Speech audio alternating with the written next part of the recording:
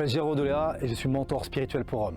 Je me suis spécialisé dans le men's work, ou l'alchimie masculine, qui est l'art de transformer le plomb des émotions refoulées des hommes en un diamant taillé au service de l'humanité. Dans le podcast Virilité Saine, j'échange autour d'un café ottoman avec des hommes de tous horizons. Sportifs, combattants, athlètes, artistes, militaires, hommes d'affaires, entrepreneurs, pères, maris, fils, que j'estime inspirants par qui ils sont et par ce qu'ils incarnent. Et ça, je veux le partager avec vous. 2 règles.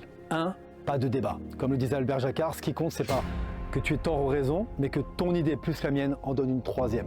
Deuxièmement, je t'invite évidemment à partager et à commenter. Mais attention, si ce que tu as à dire n'est pas plus intéressant que le silence, tais-toi.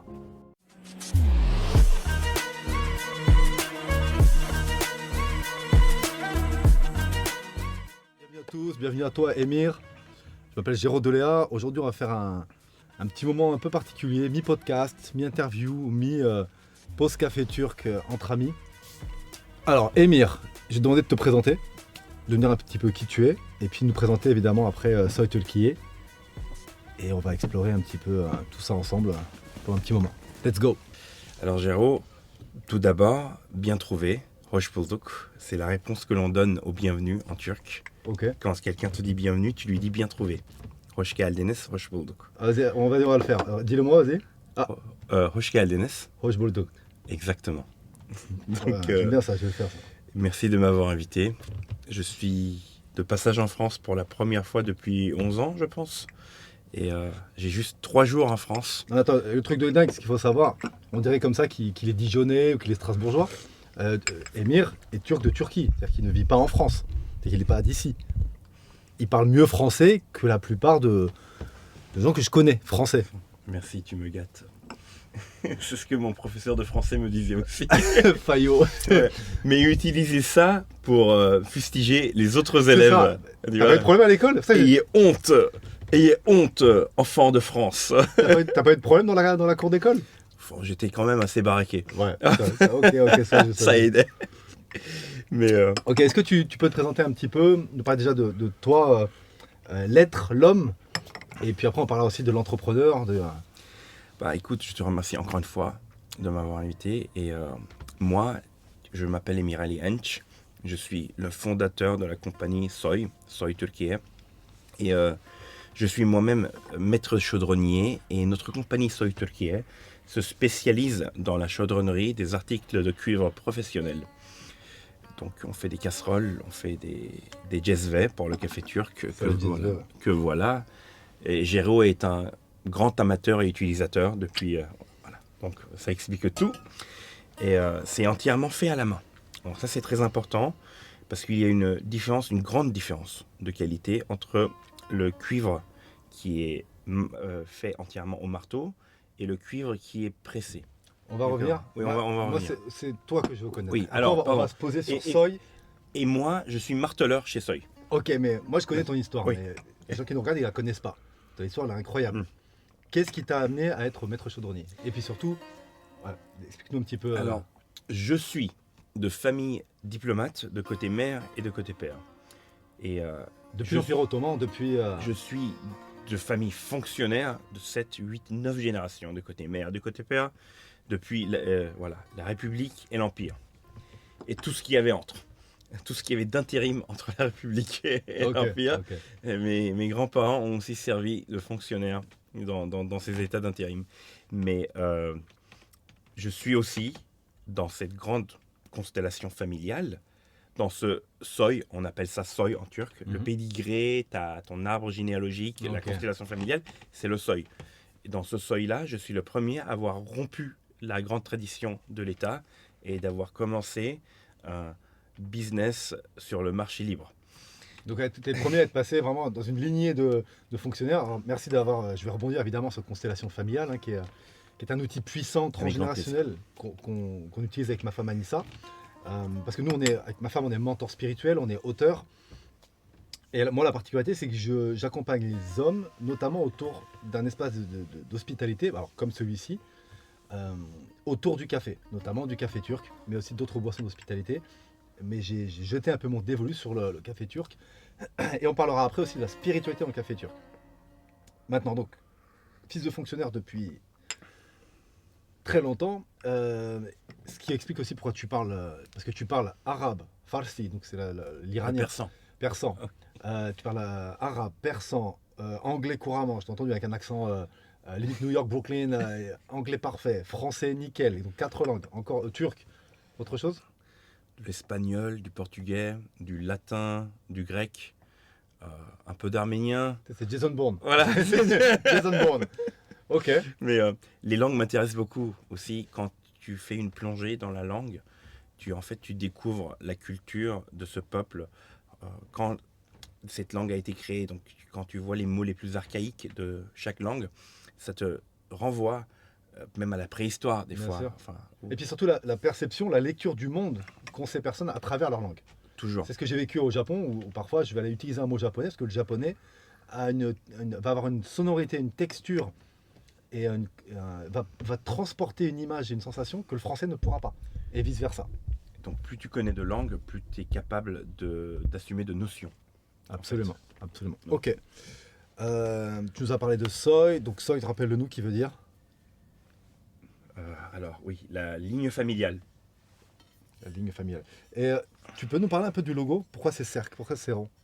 Ah, je te l'ai jamais dit. Non. Donc tu vas le découvrir. Mais je sais pas, c'est la première fois que je le dis dans une langue autre que le turc. Ok. Donc ça c'est grande première mondiale. Ok. Ça c'est la version 2 de notre logo qui est sortie 5 ans après que j'ai créé ma compagnie. Quand j'ai créé ma compagnie d'abord, c'était vraiment, tu vois un peu le drapeau de la Turquie, Oui, bien sûr. qu'on appelle le Alsancak. Il est fait, c'est un croissant qui est fait de 2 cercles non concentriques mais qui sont sur la même ligne. D'accord. J'ai oublié de le dire en français. Bon.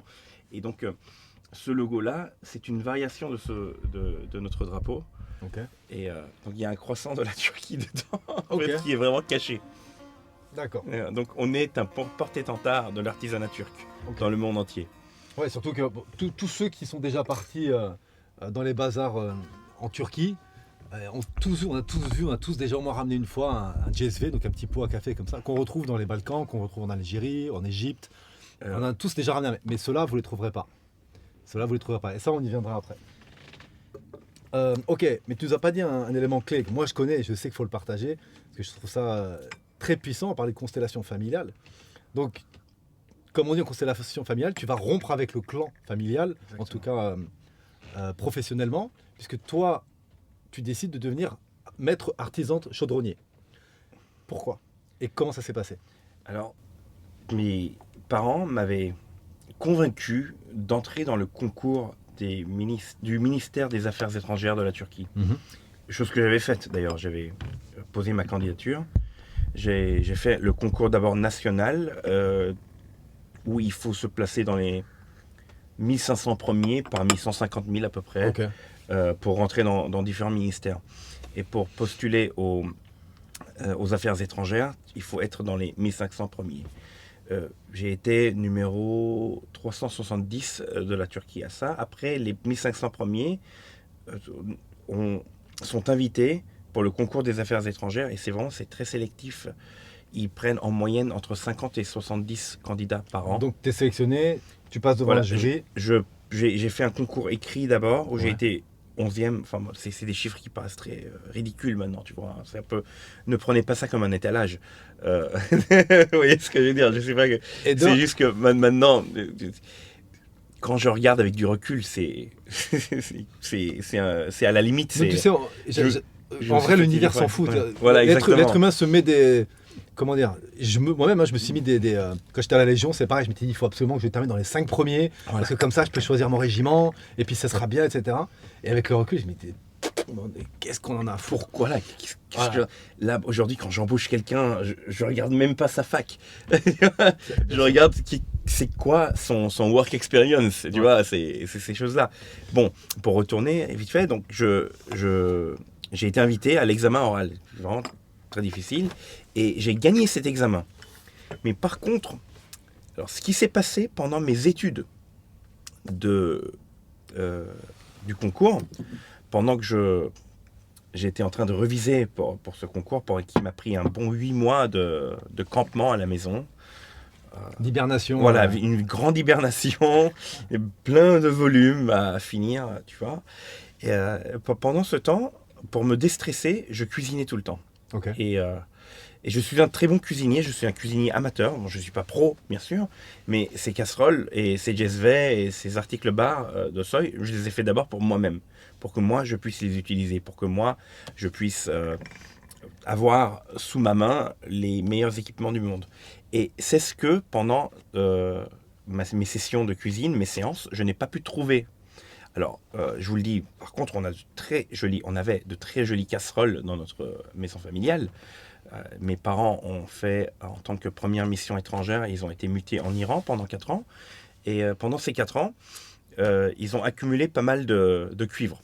Le cuivre iranien est très bon. On a aussi du cuivre datant de l'époque ottomane qui nous a été octroyé par ma grand-mère paternelle. Légué par ta... Voilà. Enfin non, elle est encore en vie. Mais elle a dit, voilà, vous aimez cuisiner, utilisez mes cuivres. D'accord. Donc, bon, c'est un leg, oui, mais bon, c'est un don plus qu'un leg. Ok. Et donc, j'ai grandi avec du cuivre. Par contre, je pense que je faisais quelque chose de français et j'avais besoin de monter une sauce. Ok. Et pour monter une sauce, vous avez besoin des casseroles à manches longues. Ce que voilà, les Français appellent des casseroles. Et il n'y en avait pas à la maison. Et j'ai voulu chercher sur Internet où est-ce que je pourrais trouver une casserole professionnelle turque, faite main. Et à ma grande angoisse, je vois qu'il n'y en a pas, que ça n'existe pas. J'ai décidé de tout arrêter. Là, pendant que j'étudiais le concours, et mon concours il est dans 5 jours peut-être, j'ai décidé de tout arrêter et de faire ce métier. Chaudronnier. Oui, être chaudronnier ou apprendre ça et voilà, monter un atelier pour pouvoir faire ces casseroles-là. Il y avait des marques italiennes, françaises, belges, qui étaient dans le secteur du cuivre et qui faisaient ça à la machine. Voilà, le mec, il presse un bouton, il y a la casserole qui sort et il dit handmade in Belgium. Franchement. Okay. Et j'ai eu honte pour mon pays, la Turquie, qui a une histoire de battre le cuivre, de former, comment vous appelez, voilà, vous appelez ça de la dinanderie, de tout faire à la main. Tu connais des mots que moi en français je connais pas. La dinanderie. La dinanderie. La Ouais. dinanderie, ok. Qui vient originairement de la ville de Dinan, qui est aujourd'hui Ok. en Belgique, Ok. je pense. Et donc c'était. Ok. Mais c'est un art que l'Europe occidentale a hérité après les croisades. Ok. Donc battre le cuivre, oui, ça se faisait aussi ici, mais par contre, c'est que l'époque post-croisade que c'est venu ici Donc- et que les... Donc tu lâches tout et là tu dis à tes parents j'arrête le Alors, concours. Oui, je dis à mes parents, j'arrête le concours, je ne vais pas devenir diplomate, je vais devenir chaudronnier, je vais créer ma propre boîte, je vais produire. Attends, ça c'est hyper important. Ouais. Je vais saupoudrer tout ce qu'on dit de ma lecture moi aussi en tant que comme ma lecture à moi et ça je trouve ça hyper puissant de.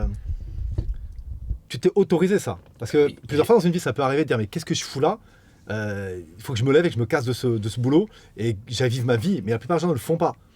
Toi t'es à 5 jours, il y a les attentes de tes parents, il y a des mois et des mois de travail acharné, de révision. Tu cherches une casserole, une saucepan pour faire une sauce. Et de là, tu te lèves et il y a un projet entrepreneurial qui sort et une bifurcation totale. Et je pars chaudronnier. Et j'oublierai jamais la face de ma mère. Ouais. Elle est un peu tombée dans les pommes, enfin elle s'est effondrée sur le sol. Ok. Et elle a dit, ma tension. Et elle est en train de ventiler et tout, tu vois. En fait, tu sais que ça, c'est de la constellation familiale. Ouais. T'as rompu avec ton clan à ce moment-là. Ah oui. Et Extraordinaire. ma mère a commencé à me sortir de ses anecdotes. Elle fait, mais Émir, mon fils, tu te rappelles pas de Ali, le fils de Madame Nebila? Il n'a pas voulu rentrer dans le ministère de l'Intérieur comme ses 2 parents. Il a voulu créer sa propre boîte, puis il l'a fait. Au début, tout allait bien. Puis après, il a fait faillite. Et puis après, il a eu un cancer, il est mort, le pauvre. La totale. Voilà. Et la pauvre femme, maintenant, c'est devenu une folle. Personne ne la parle. Personne n'y parle. Voilà, avec ça. Tu veux que je devienne comme elle? Oh, Ah ouais, d'accord. Ok, D'accord, ok. Tu vois Tu sais, le poids qu'on te met sur ah les oui, épaules. clairement. Ouais. Mais ça va parler. Surtout que nous, on accompagne beaucoup de Méditerranéens, ils se reconnaîtront. Il y a beaucoup cette culture aussi de la mère sacrificielle et de la mère qui culpabilise. J'ai tout fait pour vous, mes enfants. Voilà, c'est ça. Voilà. C'est une pomme empoisonnée sans nom. Carrément. Tu vois. Et tu sais, il y a un auteur qui s'appelle Robert Bly, qui est mort il y a 1 an, je crois. C'est un auteur extraordinaire qui a beaucoup écrit sur la masculinité, sur comment réinventer et comment se reconnecter à notre masculinité. À travers des rites initiatiques, à travers les contes anciens aussi qui se transmettaient. Et à un moment, il dit, et je le cite souvent ça, il dit en fait la clé de la liberté d'un jeune homme, avant ses 20 ans, entre 15 et 20 ans, se trouve sous l'oreiller de sa mère. Et le but, c'est vrai. et il est essentiel que tout jeune homme aille symboliquement voler la clé de sa liberté qui ouvre la porte du monde de dehors sous l'oreiller de sa mère. S'il ne le fait pas, alors il reste au pied de sa mère toute sa vie. Et c'est ce que tu as fait en... Je suis d'accord avec Robert Blake, je l'ai lu un tout petit peu, pas Tu autant connais que toi. Oui, bien Ouais. sûr, bien sûr. Et je pense que nous, les peuples méditerranéens, nous vivons ça encore en plus concentré. Donc, tu t'imagines, tu vas contre la matriarche et Et puis la matrice familiale. Voilà, bien sûr. Alors, la société turque est très matriarcale aussi. Historiquement, les Turcs d'avant l'islam étaient très matriarcaux. Et l'islam a un peu plus équilibré les choses dans ce cas-là. Mais chez nous, c'était toujours le veto, c'est toujours ma mère. Ok. La décision finale, dans beaucoup de maisons turques classiques, c'est toujours la mère. Et si un enfant ne peut pas faire des pas dans la vie lui-même, il faut souligner que beaucoup de choses se font malgré nos parents, pas grâce à nos parents, et malgré notre mère Bien aussi. sûr. Donc très important. Et si tu n'arrives pas à rompre avec l'image de ta mère, bon, ça peut te toucher ton mariage, ça peut te Tout, toucher. ça impacte tout. On a beaucoup d'exemples La autour de nous, chez nous. sexualité, Ah oui, le bien sûr. mariage, l'entrepreneuriat, le rapport aussi à l'autorisation. Est-ce que je peux m'autoriser à? Est-ce que j'ai pas besoin de regarder, de demander à maman si je peux le faire, etc. Ah oui, oui. Je regarde un petit peu, on revient sur... Sur Soy, ouais, sur Soy, on revient sur Soy. Toi et moi, on pourrait laisser le micro 24 heures, on n'arrêterait pas. podcast 124. C'est ça. Ta mère tombe dans les pommes, toi tu dis ça. Rapidement, comment ça se passe que moi qui suis J'ai eu une moto à l'époque, une moto de 250 que voilà. Au lieu de rentrer dans le ministère, je monte sur ma moto, je vais dans la ville d'Antep, de Gaziantep aujourd'hui, en Turquie. À l'est de la Turquie, Au sud-est de la Turquie, près de la près d'Alep. Près d'Alep. Très près d'Alep d'ailleurs. C'était près de la Syrie. à l'époque ottomane, ça faisait partie de la province d'Alep. Ok. Donc Alep était le chef-lieu de la grande province d'Alep. Et beaucoup de villes qui sont aujourd'hui en Turquie et certaines petites villes qui sont aujourd'hui en Syrie faisaient en fait des cités satellites d'Alep. D'accord. Donc je vais à Gaziantep et je constate que la chaudronnerie turque, le craft, l'artisanat, il est mort. Bon, la Turquie s'est industrialisée très rapidement et il y a beaucoup de choses qu'on a perdues. Et, donc, en une décision, en un clin d'œil, je traverse la frontière. Donc, je suis familier avec la Syrie, j'ai déjà vécu à Damas avant. Et tu là, parles couramment arabe avec le dialecte syrien. avec le dialecte syrien. Enfin, Je me regarde, non, je parle basque, mais là je vais en Corse, je pense que je vais parler avec mes amis corses en Corse. Incroyable. Ouais. Bref. Mais et j'aime leur cuisine, j'adore Alep. Comme j'ai dit, j'avais déjà vécu à Damas, j'ai des bonnes notions de la Syrie.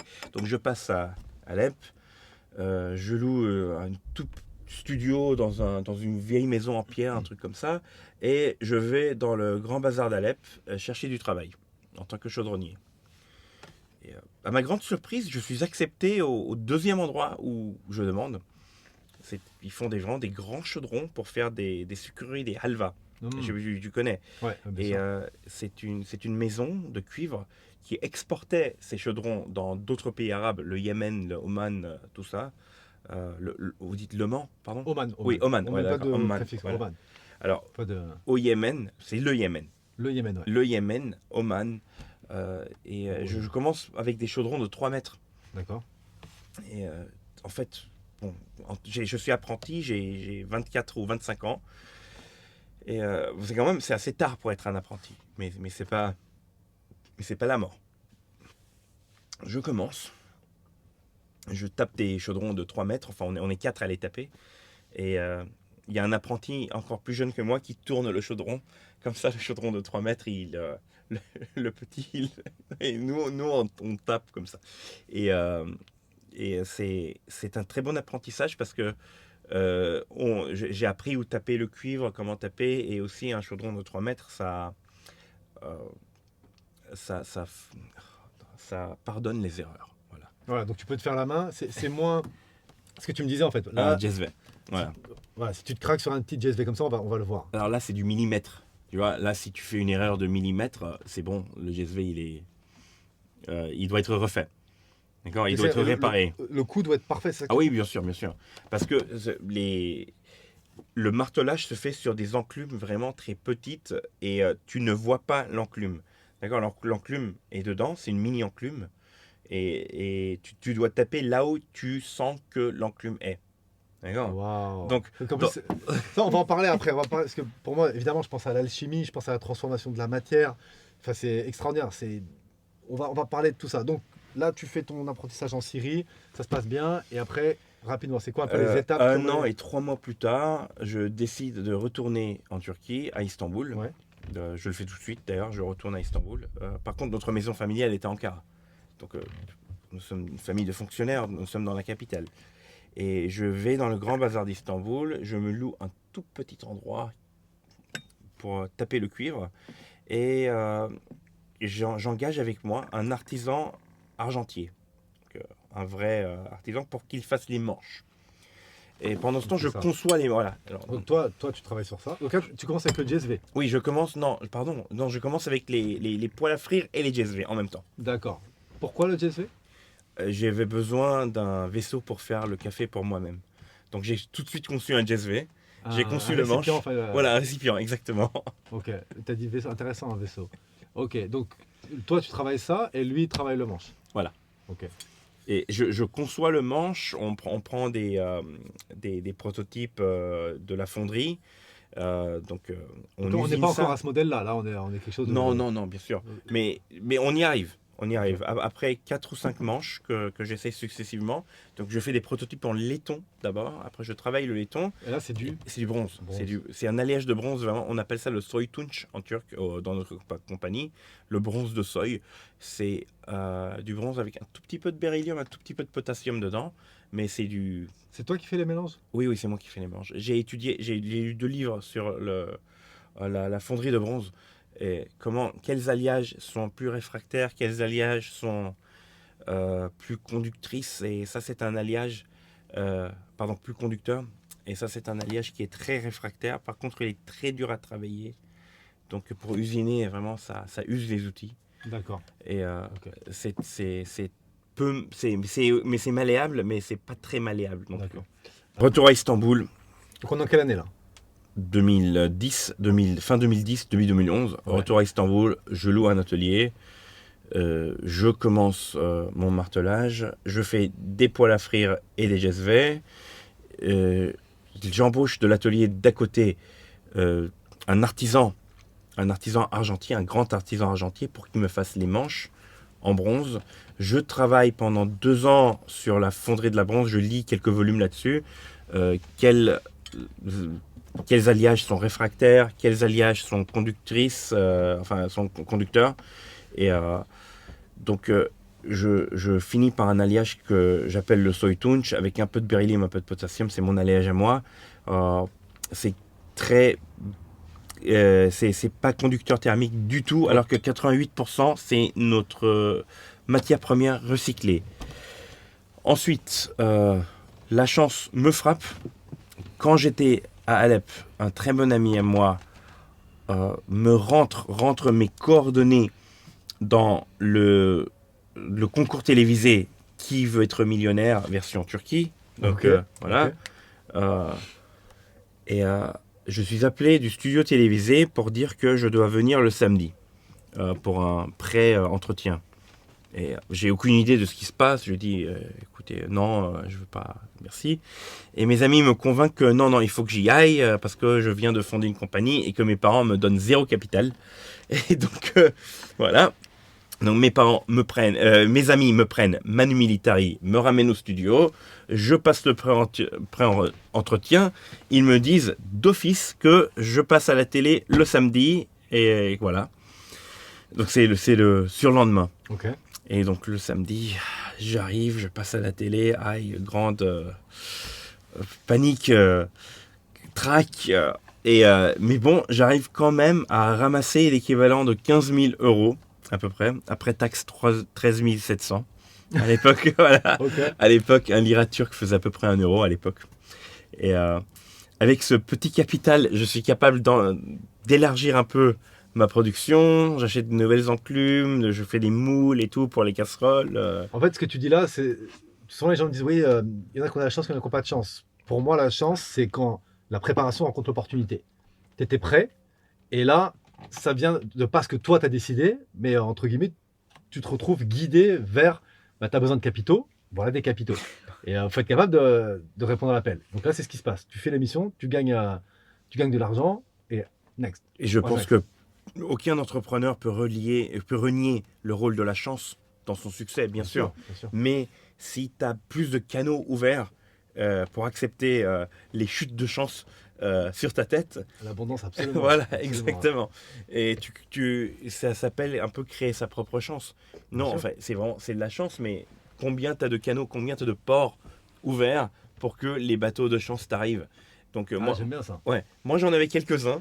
Et bah, il y en a une qui a été un jour, voilà, hop, c'est tombé dessus.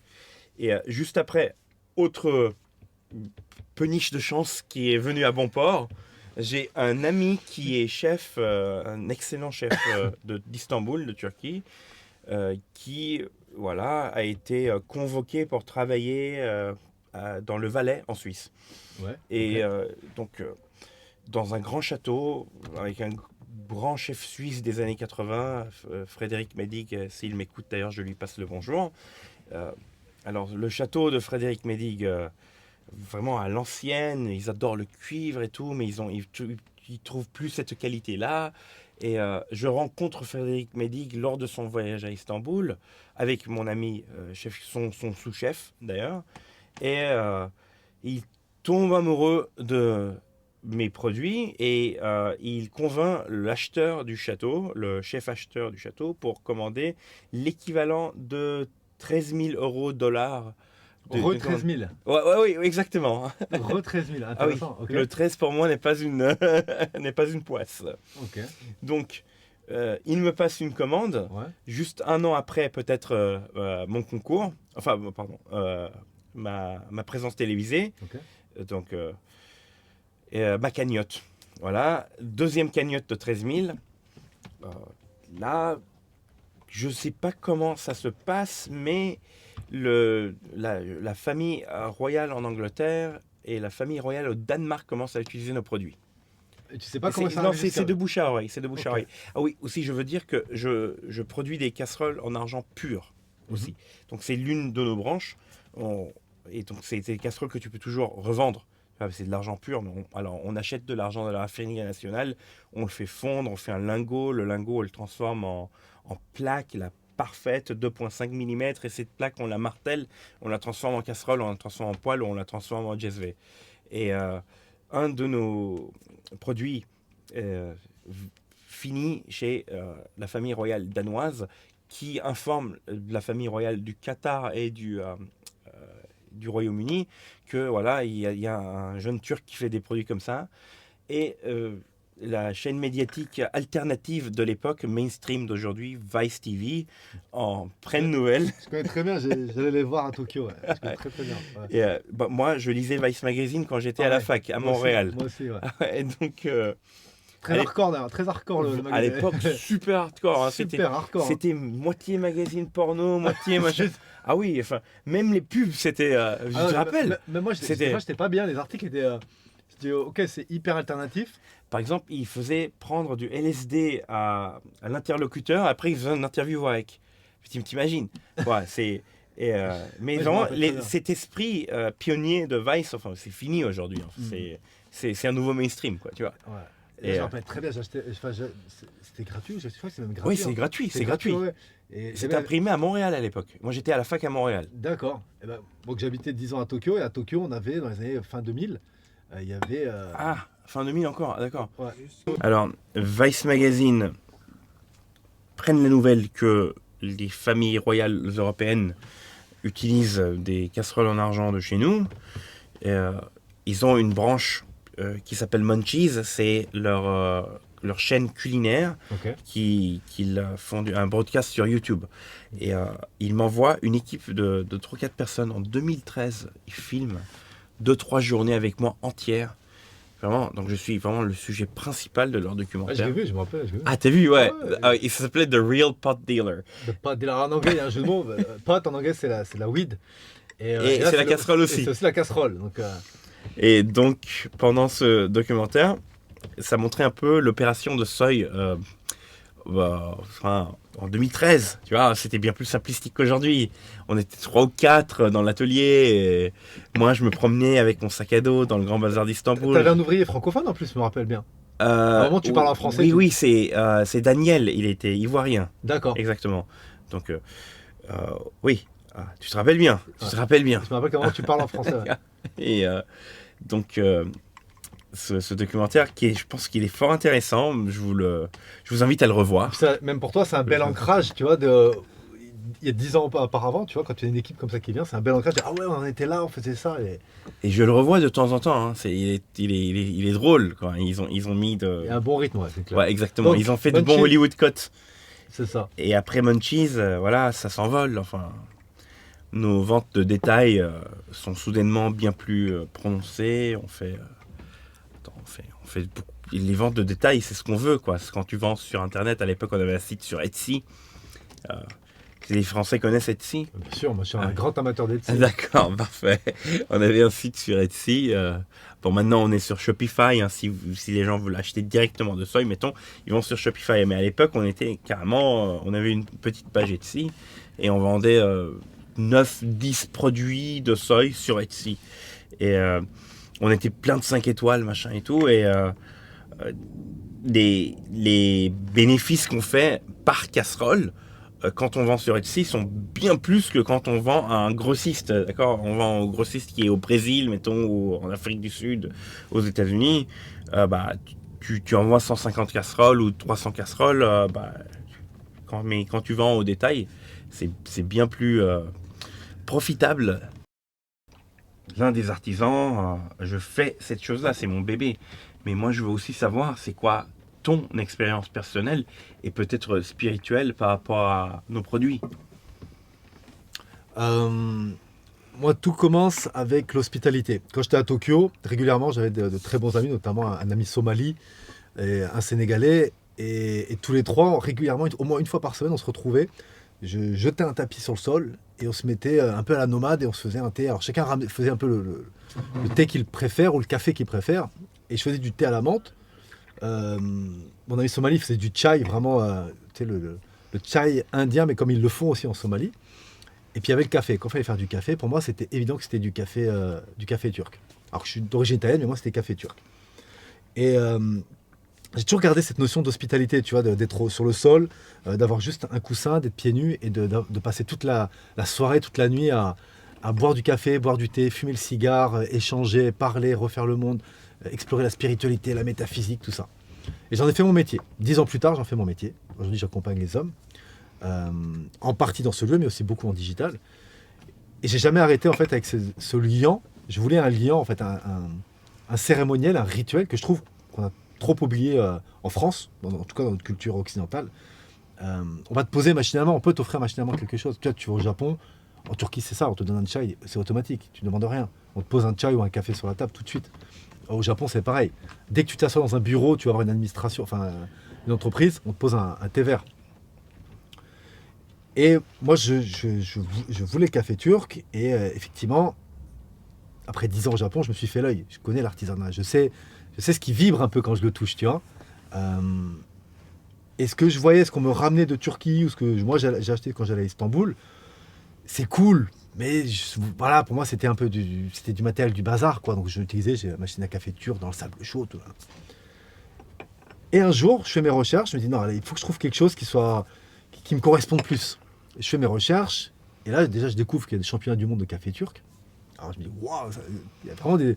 Note, la Turquie l'a gagné qu'une fois. Ouais. Il y a 26 pays qui participent, la Turquie l'a gagné qu'une fois. Exactement, c'était Tolgay. C'est Tolgay, Tolgay, c'est très compétitif. Et donc je découvre ça, je dis mais c'est incroyable et tout, ok. À un moment donné, j'hésite même à m'y inscrire, mais bon, j'ai pas de matériel et je dis bon, regardons.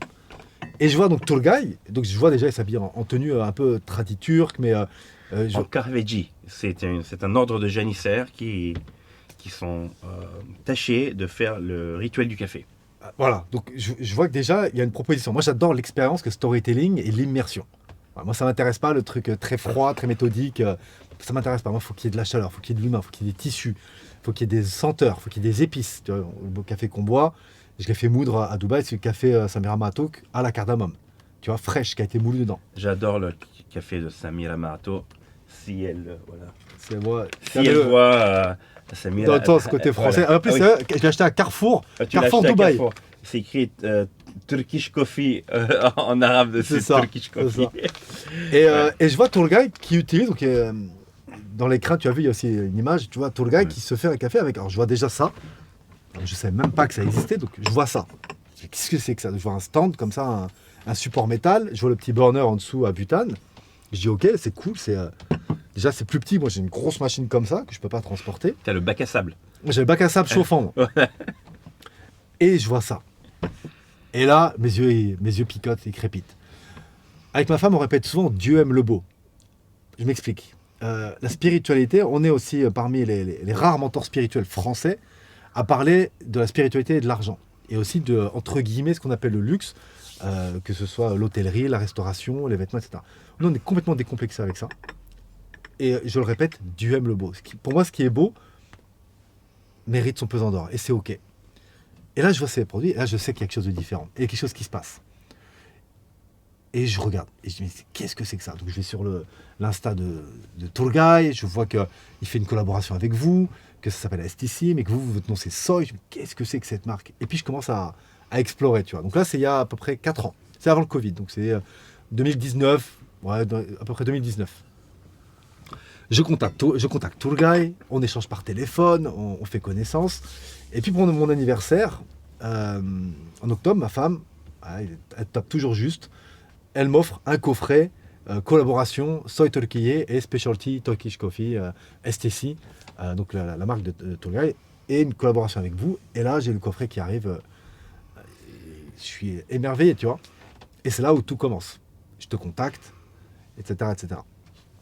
Et moi, en attendant, j'intègre complètement ici. Donc, ce qui est puissant, il faut savoir que le café à la turque, préparé en tout cas dans le sable chaud, c'est la deuxième façon la plus vieille de faire le café. La plus vieille façon, c'est la façon à l'éthiopienne. Les Éthiopiens sont la nation mère les inventeurs du café. Du café. Voilà, il ne vient pas du Brésil, du Guatemala ou d'Indonésie, ni d'Italie, ni d'Italie, ni de Mocha au Yémen. Voilà. Le café est éthiopien. Ça y est. De la zone de Kaffa, non? Alors, je vais pas m'aventurer dedans. Je suis ni barista ni quoi que ce soit. Moi, encore une fois, je savoure et je déguste. Et ça, je laisse ça au torréfacteur. Nous sommes pas historiens. Exactement. Pas, voilà. Cultivateur, historien, barista. Moi, ce que j'aime, c'est je sais reconnaître un bon café. Et donc, avec les hommes, quand je les accompagne, j'adore créer ce momentum où on prend le temps. Et souvent, ils ont les yeux émerveillés. Et ça brise aussi la glace un peu de l'ego. Tu vois, il y a l'ego qui peut être des fois un peu sur la retenue. Je dis, ok, tu as un café turc? Tu dis, ouais, t'en as déjà bu? Ouais. Et là, je me mets à préparer le café turc dans votre GSV. Soit petite flamme butane, soit je sors la grosse artillerie et on va dans le sable chaud, dans le bac à sable. Ça, pour les groupes, pendant les constellations familiales. Ah oui, ça marche mieux. Hein. Tu peux en mettre plusieurs en même temps aussi. Exactement. Bah, tu vois, comme j'ai quasiment toutes les tailles, quand je fais des groupes, je mets 3 GSV en même temps, et puis surtout je différencie sucré, pas sucré, cardamome, pas cardamome, etc. Et en fait je me retrouve un peu double casquette, alors non pas barista, mais voilà, hôte, et j'accueille avec le café turc. Mais le côté rituel du café turc, je pense qu'il est très important, il est très connectant, il est liant, comme tu l'as dit, tu l'as très bien souligné. Et, nous, au moins, enfin, en Turquie moderne, nous avons des proverbes avec le mot café dedans. Ouais. Je ne sais pas si d'autres langues en ont, peut-être pas, mais on est très connecté là-dessus parce que un café de chez nous, C'est pas comme le thé. Le thé, il est différent. Le thé, tu l'as partout. Tu l'as dans la rue, tu vas chez ton pote et qui est commerçant, t'es comme tes petits commerçants. Ils te servent le thé. Tu as des clients qui rentrent dans ton magasin, tu leur sers le thé. Ça, c'est différent du café. Et le café, c'est vraiment, c'est un rituel. Tu le sers à ton ami, le café. Tu le sers pas au client. Tout à l'heure, Ouais. tu as servi en 3 fois, c'est important de partager. Le nectar, le foie gras du café turc, c'est la mousse. Voilà. Donc ce qui est hyper important, c'est que chacun ait de la mousse. Donc on sert toujours, par exemple si on est 3, on va mettre un tiers, donc chacun un tiers de café avec chacun un peu de mousse. Et après on vient servir, comme ça la mousse monte et chacun a un beau café onctueux. Éventuellement, si tu arrives, voilà. Éventuellement. Parfois, on le rate tous. Ça nous arrive. Et la tradition dit que la tasse qui n'a pas de mousse revient à celui qui l'a servi. Ok. Donc, ceux avec mousse à tes invités, ceux sans mousse à toi. Ah, je ne savais pas, intéressant. Tout d'abord, le café que l'on a en Turquie et dans les voisins de la Turquie, que l'on appelle couramment le café turc, ou le café Cezve, ou le café ottoman, ou petit blasphème comme le café grec. Mais bon, c'est le même café, on adore. C'est la manière la plus naturelle de préparer le café dans cette géographie-là. Donc on ne presse pas de bouton, on ne tire pas de levier. On est seul face aux éléments. Il y a le feu, le Cezve, donc le contenant, le vaisseau, et voilà, et le liquide, donc le café. Donc ça peut déborder, ça peut monter, ça peut descendre. Vraiment, c'est comme de la Formule 1. C'est vraiment le pilote qui est en contrôle et dès qu'il dérape, voilà, la voiture, elle sort du circuit et t'es dans les gradins. Donc, c'est une manière très naturelle de faire le café. C'est pourquoi la compétition Cezve Ibrik, la compétition mondiale de café turc, que Géraud, tu avais recherché, est, je pense, l'une des compétitions les plus importantes au monde, substantielles, mettons, pour le café. Alors, qu'est-ce qu'un Cezve Soy et pourquoi le barista doit se servir d'un Cezve Soy et pas d'autres Cezve qui sont pas du même niveau? Alors, déjà, premièrement, les Cezve Soy sont faits en cuivre pur de 1,5 mm d'épaisseur. Nos casseroles sont faites en 2,5, en 3, en 4. Bon, les Cezve, l'idéal, c'est 1,5. Et donc, ce 1,5 mm d'épaisseur fait de sorte que n'importe où que la flamme touche, la répartition thermique, donc la conduction thermique, fait qu'une répartition de la chaleur idéale et adéquate pour ne pas brûler le café dans certains endroits. Donc, il n'y a pas de hotspot, comme on dit en langage culinaire anglais. C'est réparti partout, donc il y a vraiment une vague de chaleur uniforme. C'est très important. Donc, un contrôle total. Parce que le café, on ne veut pas qu'il monte sur un certain degré, sur une certaine température de, si je ne me trompe pas, ça dépend du café, mais 95 degrés, 96 degrés. Voilà, sinon, ça commence à se casser, ça commence à samiriser. On dit samiriser, je ne sais pas. Bon. L'intérieur est plaqué. On a option éteint ou on a option argent pur, ou sinon on a le Cezve fait en argent pur. Donc celui-ci, c'est plaqué? Celui-ci, il est plaqué éteint. Beaucoup de gens préfèrent plaqué argent. Toi, tu es un puriste. À l'ancienne, tu préfères plaqué éteint. Je suis ouvert à l'argent.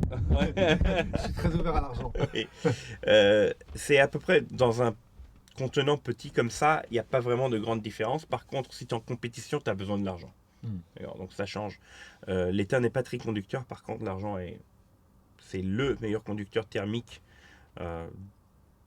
entre les métaux dans les températures ambiantes terrestres dans tout l'univers. Donc là, Émir, on a passé à peu près 3 jours ensemble. Bon, ça fait plus de 3 ans qu'on échangeait par téléphone, par message, etc. On avait déjà bien cliqué. Puis aussi le fait que tu parles un français nickel. Mais ce qui est assez puissant, au-delà de la rencontre déjà de ce que tu crées, ces artefacts dans la matière que tu offres et que tu crées, il y a ta rencontre, notre rencontre. Et je disais à Anissa hier, je dis c'est fou, on s'est amusé pendant 3 jours. Et, tu sais, c'était infini, quoi, le champ des possibles lequel qu'on pouvait explorer ensemble. C'était waouh. Cela étant dit, je te remercie pour qui tu es, pour ce que tu offres au travers de tes Cezve, au travers de tout ce que Soy propose. mais aussi surtout votre mindset, votre éthique. Nous, c'est très important pour nous, ce que tu incarnes comme valeur, puisque Soy, c'est toi. Comme je dis souvent, notre business, c'est nous, et en même temps, c'est pas nous. Il faut savoir se décorréler. Notre business, c'est notre business, c'est pas notre bébé. Et en même temps, dans le même espace, tu incarnes pour moi vraiment les valeurs de Soy. Donc merci à toi. Avoir des cerveaux qui fonctionnent un peu comme le mien, bah, ça court pas dans les rues.